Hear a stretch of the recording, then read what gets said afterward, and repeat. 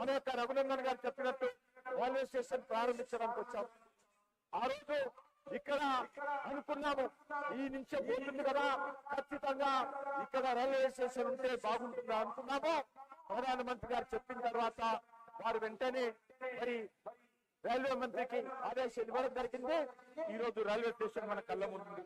అంతేకాదు సిరిసిల్లకు డిసెంబర్ 26 లోపల, ఈ సంవత్సరం 26 లోపల సిరిసిల్ల కూడా రైల్వే ప్రారంభం చేస్తామని కూడా ఈ సందర్భంగా మనం చేస్తా ఉన్నాం. అంతేకాదు మన తెలంగాణలో మరొక మరి కాశీ అయినటువంటి వేములవాడకు జూన్ వచ్చే సంవత్సరం ఎండింగ్ లోపల కానీ 2028 జూన్ లోపల వేములవాడ కూడా రైల్వేలు కనెక్టివిటీ తోటి అనుసంధానం చేసి ఈ సందర్భంగా మనం చేస్తున్నాం. అదేవిధంగా కొత్తపల్లికి 2029 లోపల కొత్తపల్లి కూడా రైల్వే తోటి అనుసంధానం చేయబోతున్నా అన్న విషయాన్ని ఈ సందర్భంగా మీకు మనం చేస్తా ఉన్నాను.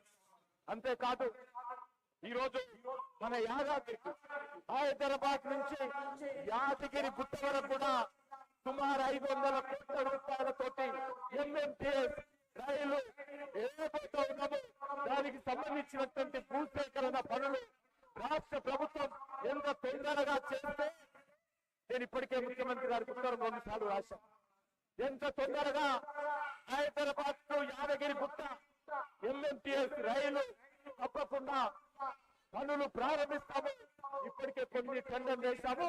భూసేకరణ పూర్తయితే ఆ పనులు కూడా వేగవంతం చేస్తామని కూడా ఈ సందర్భంగా మనం చేస్తా ఉన్నాం. అంతేకాకుండా ఈరోజు అనేక రకాలుగా మన తెలంగాణలో రికార్డు స్థాయిలో 340 కిలోమీటర్ల కొత్త రైల్వే ట్రాక్ ఇప్పటికే ఏర్పాటు చేయడం జరిగింది. ఇది చాలా పెద్ద ఎత్తున జరిగింది.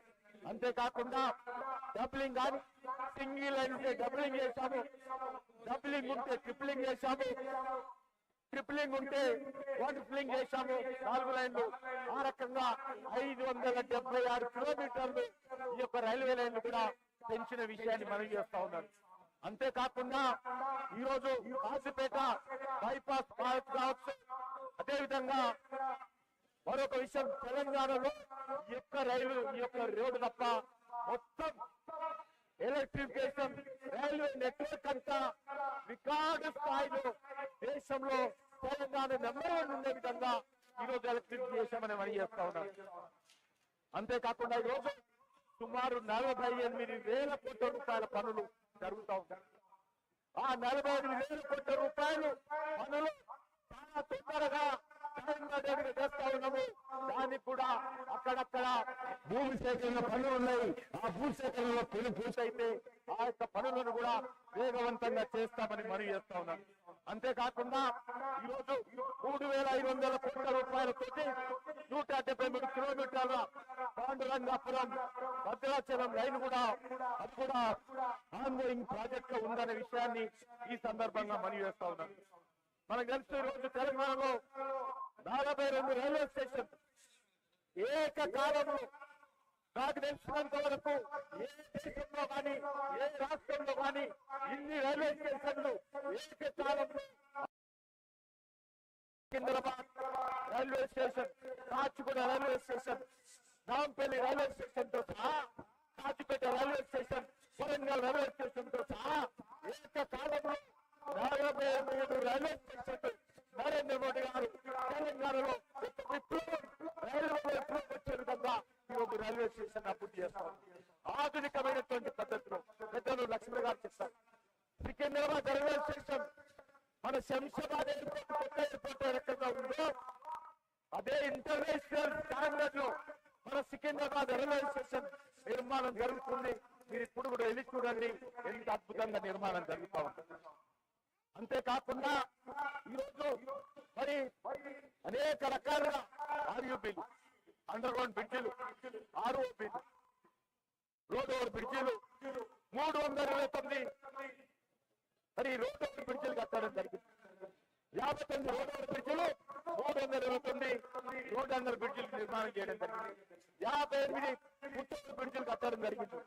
అంతేకాకుండా 5 వందే భారత్ ట్రైన్లు సికింద్రాబాద్ నుంచి తిరుపతి, సికింద్రాబాద్ నుంచి బెంగళూరు, సికింద్రాబాద్ నుంచి నాగపూర్కు, సికింద్రాబాద్ నుంచి విశాఖపట్నంకి 5 వందే భారత్ ట్రైన్లు రికార్డు స్థాయిలో మన తెలంగాణకు నరేంద్ర మోడీ గారు ఇచ్చారు.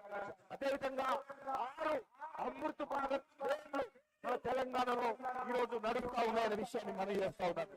అంతేకాకుండా తెలంగాణలో ఇప్పటి వరకు ట్రైన్స్ 100 ట్రైన్లు ఈ 10 సంవత్సరాలలో ప్రారంభం జరిగాయనే విషయాన్ని కూడా పని చేస్తా ఉన్నాం. ఈరోజు కాశీపేటలో పివి నరసింహరావు గారు ముఖ్యమంత్రిగా ఉన్నప్పటి నుంచి, జలగం వెంకటరావు గారు ముఖ్యమంత్రిగా ఉన్నప్పటి నుంచి కూడా వరంగల్లో కోచి ఫ్యాక్టరీ కావాలని ఆందోళనలు జరిగాయి, ఉద్యమాలు జరిగాయి, బంధులు జరిగాయి, రాజకీయ పార్టీలు ఎంపీలు డిమాండ్ చేశారు. కానీ ఈ రోజు గర్వంగా చెప్తా ఉన్నాను, కాజీపేటలో కోచి ఫ్యాక్టరీ కాదు, రైల్వే ఇంజన్ల factory, railway coach factory, railway వ్యాగన్ల ఫ్యాక్టరీ, మామూలు కోచ్లు కావు, వందే భారత్ కోచ్లు మన యొక్క వరంగల్లో రైల్వే ఫ్యాక్టరీ నిర్మాణం జరుగుతూ ఉంది.